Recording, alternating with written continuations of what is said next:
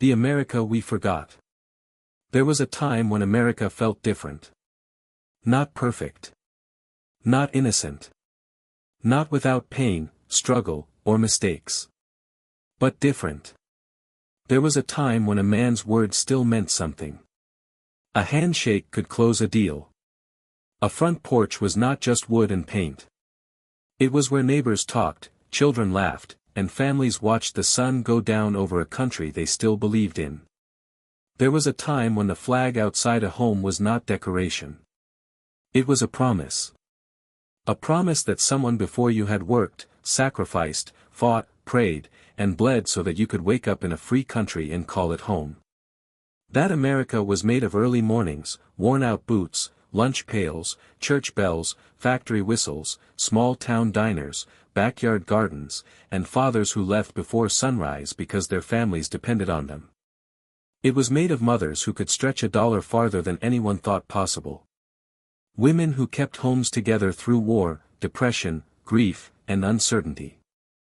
It was made of children riding bicycles until the streetlights came on. Neighbors watching over one another. Veterans sitting quietly at the end of the parade route, wearing medals they rarely talked about, carrying memories they could never fully leave behind. That America was not built by comfort. It was not built by people who expected life to be easy. It was built by people who understood that freedom was never free. That family was a duty before it was a feeling. That a country does not survive on wealth alone. It survives on character. It survives on courage. It survives on the kind of people who do what must be done, even when nobody claps, nobody records it, and nobody remembers their name. Somewhere along the way, we began to forget that. We forgot the sound of screen doors closing behind boys who would one day become men. We forgot the quiet dignity of a father taking off his hat when the national anthem played. We forgot the pride of a worker coming home with grease on his hands and honor in his heart. We forgot the smell of fresh cut grass before a Friday night football game. The prayer before dinner.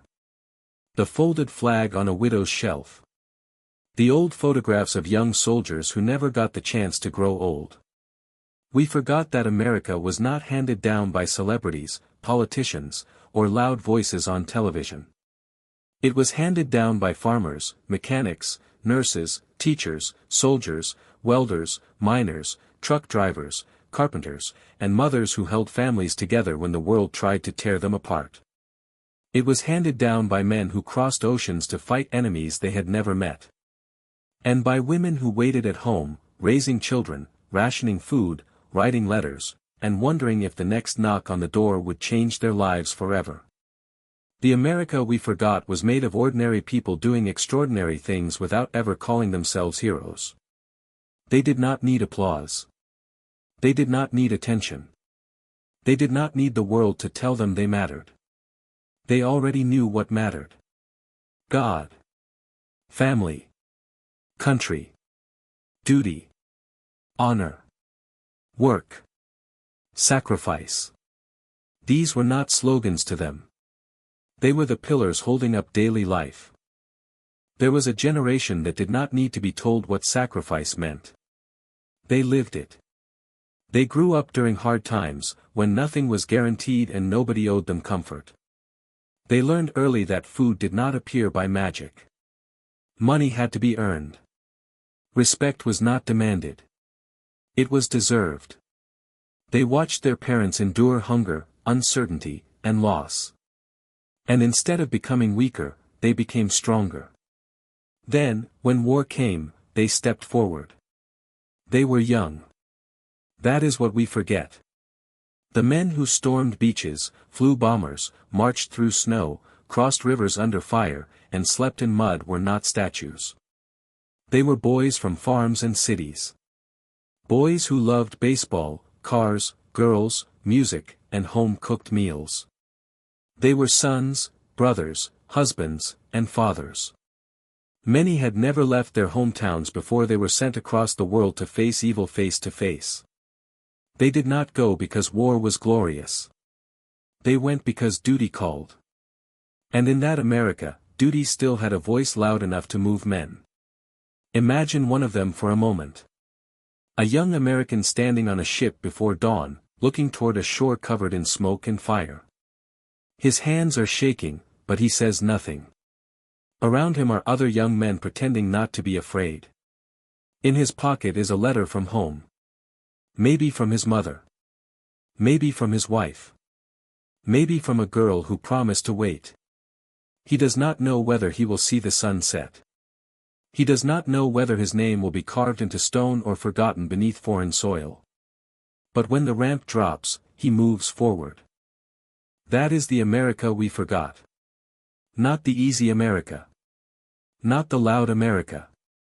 Not the America of slogans without sacrifice. The real America. The America that carried fear in its chest and still walked into the fire. The America that understood courage was not the absence of fear, but the decision that something mattered more. And when those men came home, many did not speak much about what they had seen. They did not turn their pain into performance. They went back to work. They raised children. They built houses. They started businesses. They joined churches. They coached Little League. They stood for the anthem.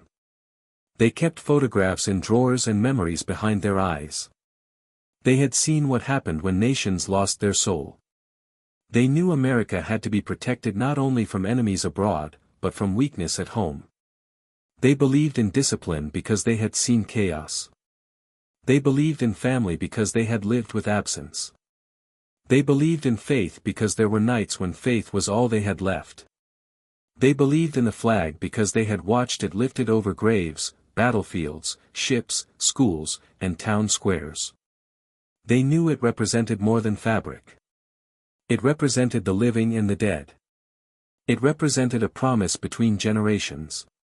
Today, many people see an old flag and think it is just a symbol. But to some Americans, it is the last thing their father served under. It is the reason their grandfather crossed an ocean. It is the folded triangle handed to a mother with trembling hands. It is the memory of a uniform hanging in a closet. Boots that never came home. Names spoken softly every Memorial Day. The America we forgot knew how to be grateful. It knew that gratitude was not weakness. It was wisdom. People thanked veterans because they understood that peace had been purchased. They respected police officers, firefighters, teachers, pastors, and workers because communities were held together by people who served something larger than themselves. Children were taught to say yes sir and no ma'am, not because adults were perfect, but because respect was the foundation of order. People disagreed, sometimes fiercely, but they still understood that a nation cannot survive if its own people learn to hate everything that built it. There was pride then, but not the shallow kind. It was not pride that said America had never done wrong. It was pride that said America was worth correcting. Worth defending. Worth improving.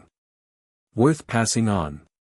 It was the pride of immigrants who arrived with nothing and raised children who became doctors, soldiers, business owners, and citizens. It was the pride of a farmer watching his son graduate. It was the pride of a veteran saluting with a shaking hand. It was the pride of a mother placing a small flag on a grave and whispering, "You are not forgotten." But forgetting does not happen all at once. It happens slowly. First, we stop listening to the old stories. Then we stop asking questions. Then the photographs fade. Then the medals disappear into boxes. Then the old houses are sold. The farms are paved over. The factories close. The church is empty. The neighbors become strangers. And the children grow up knowing more about distant celebrities than about the men and women in their own family who carried history on their backs. We begin to think the present created itself. We begin to believe freedom is normal. Peace is normal. Comfort is normal. Abundance is normal. We forget that most of human history was not normal at all. For most people, in most places, for most of time, life was brutal, uncertain, and ruled by the powerful. Freedom had to be carved out of history with courage. It had to be defended by people who could have chosen comfort, but chose duty instead. That is why the America we forgot still matters. Because a nation that forgets sacrifice becomes careless with freedom. A nation that forgets its veterans becomes careless with war. A nation that forgets its families becomes careless with its children. A nation that forgets God, gratitude, and duty eventually begins to worship itself. And when that happens, strength becomes arrogance. Liberty becomes license. Prosperity becomes emptiness. But the old America is not completely gone. You can still see it if you know where to look. You can see it in the old man who stands slowly when the anthem begins, even though his knees hurt. You can see it in the veteran who cannot make it through a war movie without looking away. You can see it in the grandmother who still keeps a Bible beside her bed and a flag on her porch. You can see it in the small towns where people still stop for funeral processions. Where neighbors still bring food when someone dies. Where a handshake still carries weight. Where Memorial Day is not just a long weekend. You can see it in every young soldier who leaves home today with the same fear and courage as those who came before him. You can see it in every military family that waits through deployment. You can see it in every worker who gets up before dawn. Every parent who sacrifices quietly. Every citizen who still believes this country is worth loving, even when it is hard. The America we forgot is not only behind us. It is beneath us. It is the foundation. It is the old wood under the fresh paint. It is the root system beneath the storm. It is still there, but foundations must be protected. Roots must be watered. Memories must be spoken aloud. That is why stories matter. When we tell the story of the old America, we are not pretending everything was perfect. We are remembering what was strong. We are remembering the virtues that built homes, won wars, raised families, and held communities together. We are remembering that freedom without responsibility is fragile. We are remembering that a country cannot be inherited like a piece of furniture and then neglected. It must be loved. Taught. Defended. Renewed. There was a time when children learned about Washington crossing the Delaware not as a distant painting, but as a lesson in endurance. They learned about Lincoln not as a name in a textbook, but as a man who carried the weight of a broken nation. They learned about the soldiers of World War II not as black and white figures on a screen, but as real men who faced real evil. They learned about sacrifice because the people teaching them had often lived close enough to sacrifice to still feel its heat. Those stories gave children something larger than themselves. They gave them heroes. They gave them standards. They gave them the knowledge that their lives were part of a chain. Someone came before them. Someone paid before them. Someone hoped they would be worthy. A country without memory becomes easy to manipulate. But a country with memory has armor.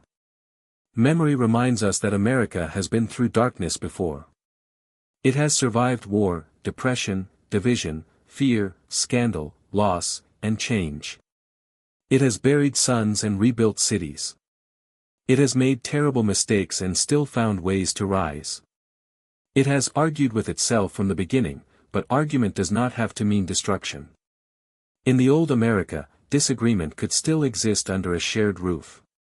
People could fight over politics and still help each other fix a fence. They could vote differently and still bow their heads at the same funeral. That shared roof is what we must remember. Because patriotism is not blind worship of government. It is love of country. And country is more than Washington. Country is the cemetery where your grandfather is buried. It is the school where your mother learned to read. It is the road your father drove to work for 30 years. It is the church bell. The county fair. The old diner. The baseball field. The factory gate. The farm fence. The fire station. The VFW hall. The porch light left on for someone coming home. America was never just an idea written on paper. It was always a people. A living people. A flawed people. A brave people. A people who, at their best, understood that liberty required virtue. The America we forgot taught boys to become men not by telling them they were entitled to comfort, but by teaching them to carry weight. It taught girls to become strong women not by denying hardship, but by showing them how to endure it with dignity. It taught children that life was not always fair, but that unfairness was not an excuse to surrender. It taught people to build, repair, forgive, serve, and keep going. Maybe that is what feels so missing now. Not wealth. America has wealth. Not technology. America has more technology than any generation before could have imagined. Not entertainment. There is entertainment everywhere. What feels missing is weight. Meaning. Duty. The sense that we belong to something that began before us and must continue after us. The old America understood that a person's life was not measured only by pleasure, but by what they protected. A man protected his family. A mother protected her home. A soldier protected his country. A neighbor protected his neighbor.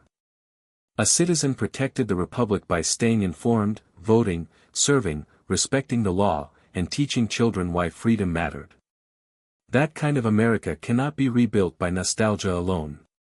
Nostalgia can make us remember, but memory must become action. When we miss an America where people respected the flag, we must teach why the flag deserves respect. When we miss an America where families were stronger, we must strengthen our own. When we miss an America where communities mattered, we must know our neighbors again. When we miss an America where veterans were honored, we must listen to them before their stories disappear. When we miss an America where faith, humility, and gratitude shaped daily life, we must live those virtues where we are. The America we forgot is not recovered by complaining about the present. It is recovered by becoming the kind of people who can carry the future. Because every generation receives two things: an inheritance and a responsibility. The inheritance is freedom. The responsibility is to keep it alive. Our fathers and grandfathers did not fight so that we could become bitter, careless, divided, and ashamed. They fought so that we could live in a country where free people still had the chance to choose courage over decline. There is still time. As long as a child asks what his grandfather did in the war, there is still time. As long as a flag is raised at sunrise, there is still time. As long as a veteran's name is spoken, there is still time. As long as families pray, neighbors help, workers build, soldiers serve, and citizens remember, the old America still breathes. Maybe the America we forgot was never truly gone. Maybe it was waiting for us to look back long enough to recognize what we had left behind. It was waiting in the folded flag. Waiting in the old photograph. Waiting in the empty chair at the family table. Waiting in the stories our grandparents told and we were too busy to hear. Waiting in the cemetery rows where white stones stand like silent witnesses. Waiting in the national anthem that still brings tears to the eyes of those who know what it cost. Waiting in the heart of every American who still believes that this nation, with all its scars, is worth loving. And maybe that is the first step back. To remember. To remember the men who left and never returned. To remember the women who waited and worked and wept. To remember the families that held together through hardship. To remember the workers who built the roads, bridges, ships, homes, and towns. To remember the farmers who fed the nation. To remember the pastors who comforted the grieving. To remember the teachers who shaped young minds. To remember the fathers who carried burdens quietly. To remember the mothers who made homes feel safe when the world outside was not. To remember that America was built by people who believed the future was worth sacrifice. There was a time when America felt different. And maybe what made it different was not that the world was simpler. The world was never simple. Maybe what made it different was that people were more willing to be strong. More willing to be grateful. More willing to serve. More willing to believe that freedom was a gift with a cost attached. That America deserves to be remembered. Not as a myth. Not as a perfect dream. But as a legacy. A legacy of courage. A legacy of duty. A legacy of faith. A legacy of families, workers, soldiers, and citizens who carried the nation through storms and handed it forward. The America we forgot is calling from behind us.